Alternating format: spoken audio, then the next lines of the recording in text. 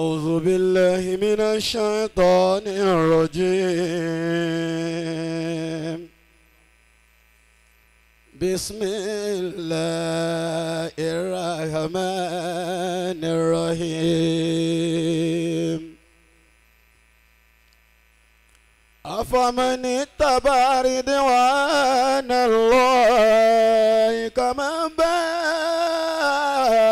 بسخط من الله ومواه جهنم وبئس المصير.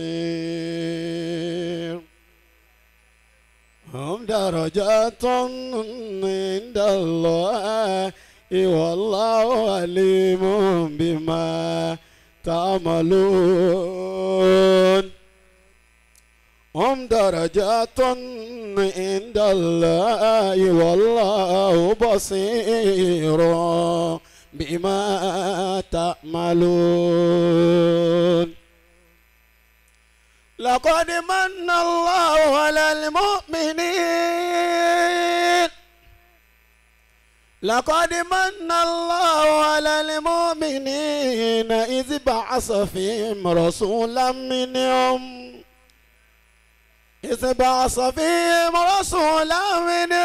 يتلو عليهم آياته ويزكيهم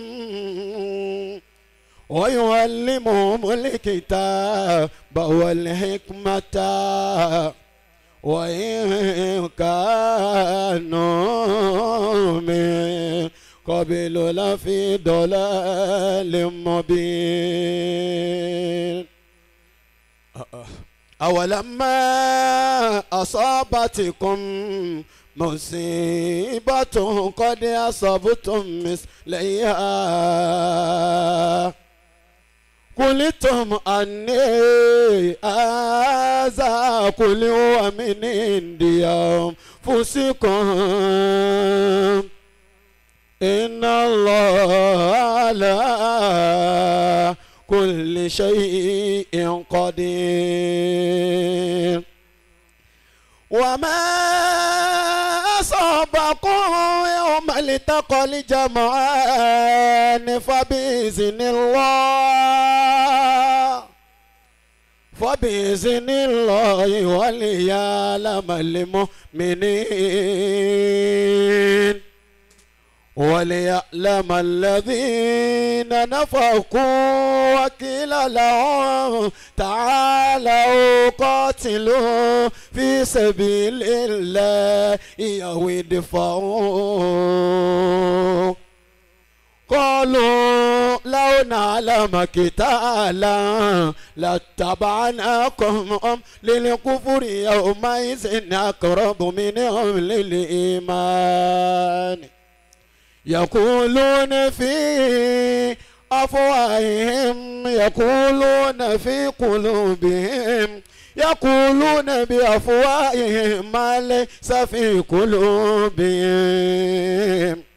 والله أعلم بما يكتمون.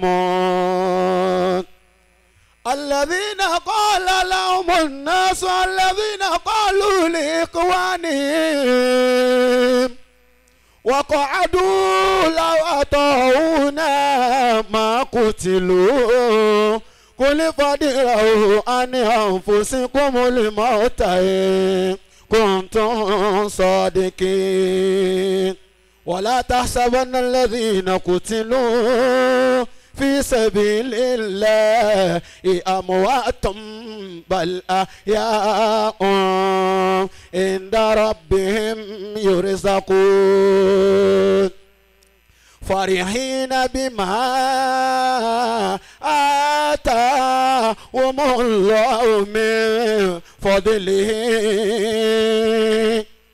ويستبشرون بالذين لم يلحقوا بهم من خلفهم ألا خوف عليهم ولا هم يحزنون. الذين استجابوا لله والرسول من بعد ما فتنوا من بعد ما أصابهم القرح من بعد ما أصابهم القرح الذين قالوا لإخوانهم وقعدوا لو أطاعونا ما قتلوا قل فادروا عن أنفسكم الموت إن كنتم صادقين ولا تحسبن الذين قتلوا في سبيل الله أموات بل أحياء عند ربهم يرزقون فرحين بما آتاهم الله من فضله ويستبشرون بالذين لم يلاقوا بهم من ألفهم على خوف عليهم ولا يحزنون يستبشرون بنعمة من الله وفضل وأن الله لا يضيع أجر المؤمنين. الشيخ عبد الله أديودا jazakumullahu khaira jasa. Àmín àmín. aleni kẹ́ máa ké Kùránì yìí lọ àwọn nítorí àwọn àlejò tá a jọ ń gbà ni. Ọlọ́run ò ní jó tán bẹ́ẹ̀. Àmín. wọlé àti tóbi Al-Qur'ani Karim. Àmín. kọ́mọ́dà bí paṣíà àwọn méjèèjì tí wọ́n ké Kùránì síwájú agbo Kùránì wọn. nígbà tá à ń lọ sí ọ̀dọ̀ àwọn ọmọ ní wàlímọ̀ ká tó lọ bẹ̀ ká gbowó Kùránì tó fọwọ́ Awúdíwúdà kọ́mọ́dà bí paṣíà. ọ̀yà mo lólùgbèjà tí mo gbójúlé. mo lólùgbèjà tí mo gbójúlé. mo lólùgbèjà tí mo gbójúlé. mo lólùgbèjà tí mo gbójúlé. Al-Qur'ani ń bẹ lẹ́yìn mi. mo lólùgbèjà tí mo gbójúlé. ẹ̀yin màmá wa ẹ kú ìnáwó. mo lólùgbèjà tí mo gbójúlé. Al-Qur'ani ń bẹ lẹ́yìn mi. mo lólùgbèjà tí mo gbójúlé. Al-Qur'ani ń bẹ lẹ́yìn mi. mo lólùgbèjà tí mo gbójúlé. Al-Qur'ani ń bẹ lẹ́yìn mi. mo lólùgbèjà tí mo gbójúlé. Afa Odiuda ẹ ti owó yẹn sápò dáadáa kẹ wá mú 1000 fọmọ yìí nínú ẹ kó jó àdúrà Ọlọ́run wọlé àná Muhammad gbogbo ti ń jẹ́ ìran àgbàdà sí ibú tí wọ́n ó pè yín síta tẹ́ ẹ̀ wá ní rí Kùránì ké ọlọ́mọdé tọ́ sí yín wala la hawla wala quwwata ẹ lọ jókòó fúnra yín kẹ máa wọ́ọ̀ṣ